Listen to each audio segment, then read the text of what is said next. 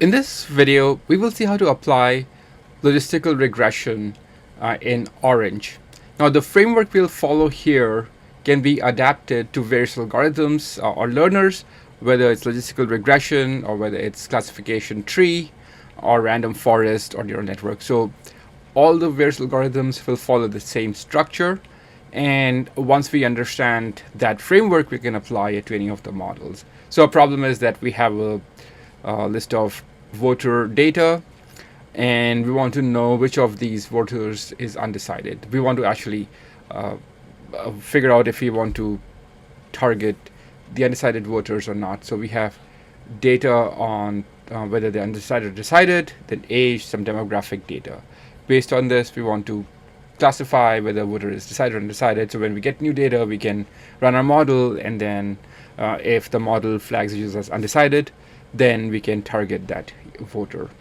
So the steps then are we import the data, and after that we look at the select column widget where we can assign roles to the variables. We can tell the model what our outcome variable is, whether it's a categorical or whether it is a continuous variable. And then if there are any metadata variables, we can have them be set aside. So example, voter ID, if we had that, would not really affect modeling, so we could have that as a meta or as a variable to be ignored. So then we next move on to the data sampler, where we would set aside the required amount of data for training and then rest for testing. So in this problem, it says set aside 80% as training and validation and 20% as testing. So we would classify or categorize or split our data in that step. Then we take our training and validation data set, and then we build the learner on it. So we would be using Lasso regression here. The learners can be changed. We can bring in other models. Here we will use logistical regression with Lasso penalty. So we'll tune over the appropriate value of the lambda variable or the tuning the penalty variable. And we'll also do any pre-processing that we may need to do, telling our data as categorical, and if we needed to standardize our variables, we would do that at this step, and then we'd pipe in our preprocessor, our learner, and the data to the test and the training and the test and validation or the test and score widget, where we can use tenfold cross-validation to choose the appropriate penalty value. Once we have chosen the appropriate penalty value, then our job is to see how that model does on the test set. But one thing to note is that we will not let any information from the test set be leaked into the trainer, so we will use the pre-processing information and the steps from our training validation, and then the model that we build in training validation, and then apply that to the prediction widget, and we'll pipe in our test data there directly. That'll tell us the performance of the model that we have come up with. Now, because we're dealing with classification, we will be looking at, instead of the root mean square error, we'll look at the ROC curve and the area under the ROC curve. We can look at the lift chart. We can also look at the confusion matrix, from which we can get metrics like sensitivity, class 1 error rate, etc., or accuracy of the model. So that'll tell us how the model may do on unseen data. Now, how do we deploy our model? How do we get this ready?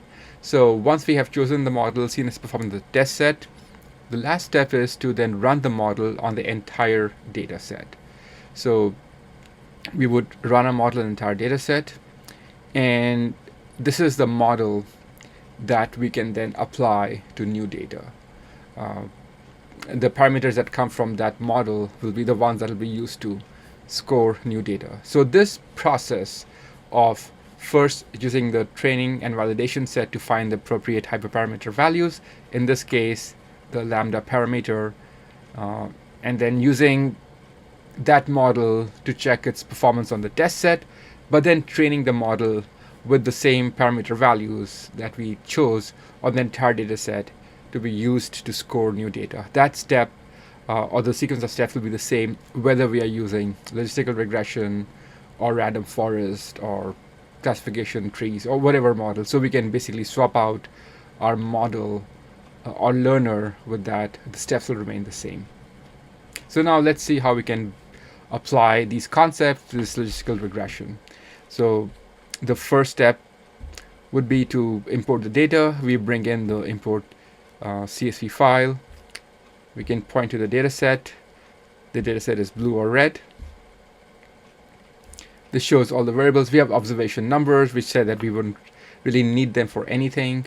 We have the voter status, age, homeowner, gender, married, household size, income, education, and religious status.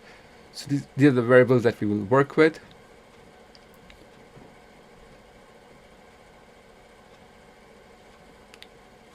And our married is also a categorical variable. So we can tell R that this is, or orange that this is categorical. We can just make that change here. Gender will be categorical, and then homeowner also. Because if we normalize it, a 1.5 homeowner doesn't make any sense. So we will tell orange that this is also a categorical variable. So we can make some of our variable selections at this data import phase. And then religious also, we can tell that this is also a categorical variable. So in the select or CSV file import itself, we can make some changes to the data. Now we have around 10,000 observations. Next, we pipe it into the select column widget. This is where we can define our role. Our role is vote, or the voter status, and then we have these variables, and then observation can be ignored because we won't be using that in the model building phase. Next, we can move on to the data sampler, and I can feed this into the data sampler widget. We choose data sampler, and here the question said 80-20 split. We'll keep the fixed proportion and replicable, which will mean that we can reproduce our results, and stratify where possible. So it looks at the outcome variable, and if there was a disproportionate distribution of one category, it I think orange will maintain the ratio in the training and validation sets. So this is our 80-20 split. And now we will take our training data, and then we will start building our preprocessor. So again, the 3 steps are: we'll put our preprocessor in there, we'll put our learner, and then we will use in the evaluation phase, our test and score to figure out what would be the optimal value. So I'm going to bring my test and score widget into the view. We will pipe in our sample data. We can verify that indeed it is our data sample, which would be the 80%, and then that will become our data. We can do any pre-processing here at this stage. So if we wanted to, for example, standardize our data or convert categorical variables into dummy variables, we could do that here. So this would be the pre-processing phase. I can bring my preprocessor and then pipe that in. Now, one question to note is that why did we convert our data like married, homeowner, etc. to categorical and then brought that in? So I think the main reason there is that suppose we want to standardize our variables. So if our data came in as numerical, even though it should have been categorical, let's say we had categories 1, 2, and 3, and we want to preserve those as categorical variables. If they came in as a numerical value, once we standardize those, even those will convert into z-score. That may not make much sense. So for example, if we have homeowner yes or no, if we standardize that, that would be a continuous variable with a value like 0.8, negative, which would not make any sense. So we first convert them back to categorical variables. And at this stage, we could standardize a continuous variable. So I'll bring in my standardization widget, which is normalize features, standardize to mean 0, standard deviation 1. Now, again, the sequencing matters. We want to standardize first, and once we have standardized them, we can convert our categorical variables into binary dummy variables. So this default option is one hot encoding, where we get as many variables as categories, but we can also just do a full rank encoding, where if we have 2 categories, we only get 1 dummy variable. So we can say that most frequent category is base. So these are our pre-processing steps. And then our next step is our learner. So this would be in the model phase, and we will be bringing in a logistical regression. So we can use this widget and bring that in here. And this is what we will feed into our test and score evaluation widget. Here, the default is no regularization. We want regularization. We want, in fact, Lasso. We can choose Lasso. And this is where we will work with the shrinkage penalty. So we'll choose multiple values and see how the model performs. So let's keep the default as 5. We will also choose the balanced class distribution. And now let's see how our model does. Our AUC is 0.92. And now we can kind of try to work with different values of our tuning parameter. I'm going to just keep this open to see how the model will react. So let's lower it. So when we lower it too much, our AUC drops to 0.786, so definitely worse.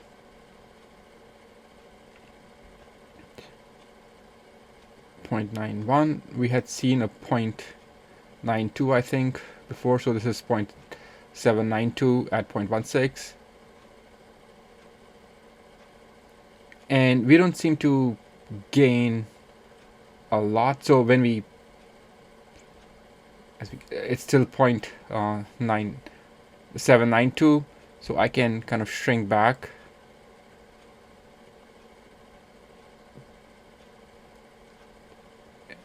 And see what's the lowest value at which I'm getting 0.792.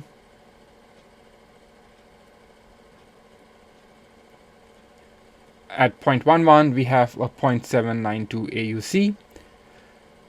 We can now look at other metrics. We can look at the ROC curve in the evaluation metric, and then the confusion matrix.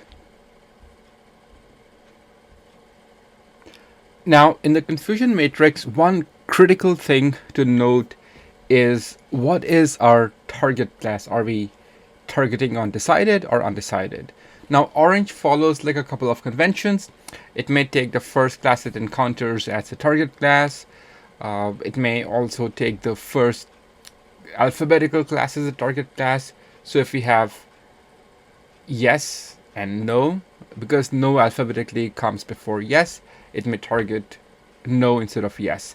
So to make sure that we are getting the right class, the modeling doesn't matter, but here in the test and score widget, we can choose what our target class is, and this is a critical step. Right now, we are targeting the undecided, so we chose undecided. If we had done decided, we would probably get different values later on. Make sure that you are choosing the right outcome as the target class in the test and score widget, because what follows then from here will be based on that. The ROC curve, etc., will all be based on the class of interest that you choose in the test and score widget. Looking at the ROC curve, we can again go to model evaluation, and we can find the ROC analysis here. So this is our ROC curve. It doesn't give us the value here directly, but we know what the value is. Here again, the target, we have to choose the undecided. So again, notice the curve shape had changed between decided and undecided. So we are targeting the decided class, undecided class. So our confusion matrix, again, because we are now targeting it undecided as a class of interest, this should be our 1 and this is our 0. So I would call the actual class being undecided, but the model classifies them as decided as class 1 error. Or this would be a false negative because we're targeting on undecided. The model calls it decided, but they were actually undecided. Conversely, here, this would be a false positive because the model says, or the predicted value is undecided, but the real class was decided. So it may be easier, instead of looking at class 0, class 1, especially when we have data given like this, to talk about false positive and false negative versus true positive and true negative. So this is a false positive and this is a false negative. So now what do we do next? We have decided that our penalty is 0.11. So we will now build our model with this shrinkage value, and we'll run that model on our test set. So we will now, from the data sampler, we will create a widget for our data table, and this data table will now only have our test data. So I will make the connection from remaining data to data. So this will be our test data. Then we will pipe this data into our predictions widget. So I can pipe this into predictions. I can search for predictions. And right now this is just, there's nothing going into this. This is just basically telling us what the data is. We have 2000 observations and these are the actual values. But now we will also, to this widget, bring in our model that we have already tuned in the training and validation set. But then we will be doing a preprocessor as well, because we will apply the hyperparameter or the mean standard deviation values from our training validation into our model. So I'll first bring my preprocessor, and then I'll bring my learner, logistical regression, and we will set our model. We want Lasso. Our penalty is 0.11. We can drag it because we have chosen that value.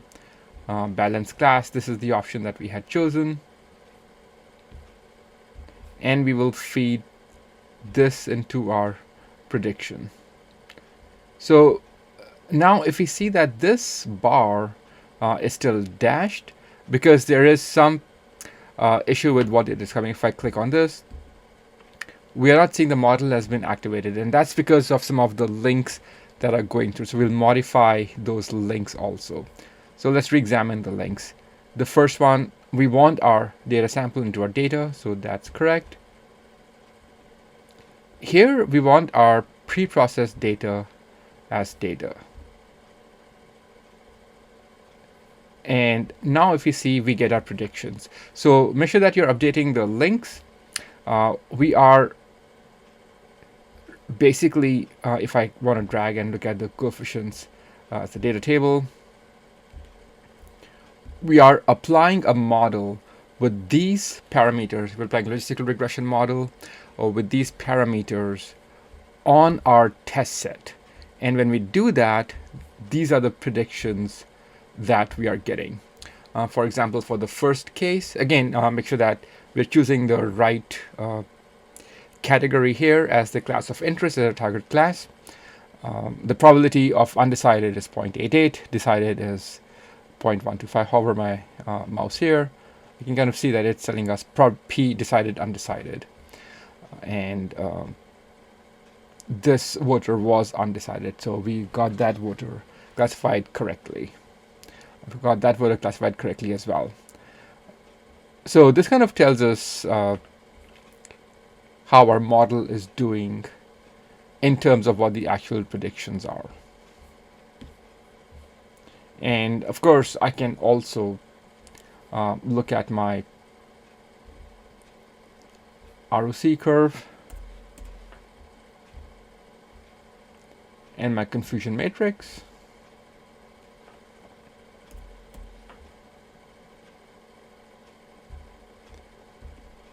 So this tells us the errors and misclassification on our test set.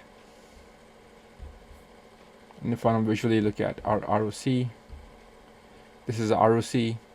Our target class is still undecided, so I'm going to make that switch. So this is how our model does on the test set. Now, once we have gotten an idea of the errors, we can deploy this model on our entire data set.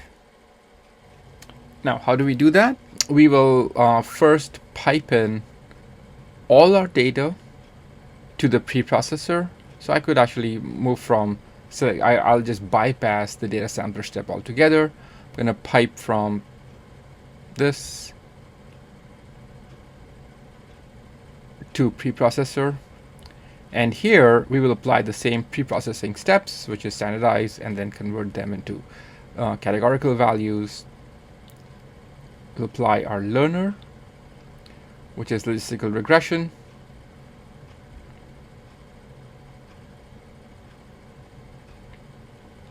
And here it'll save our penalty. It's Lasso with L1, so we'll kind of keep that here. And we can also see the coefficients that we are applying.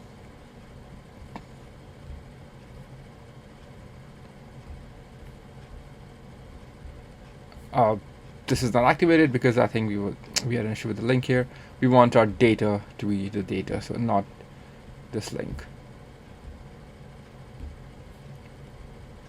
And now we see what coefficients we'll be using to score our new data. So we'll be using these coefficients.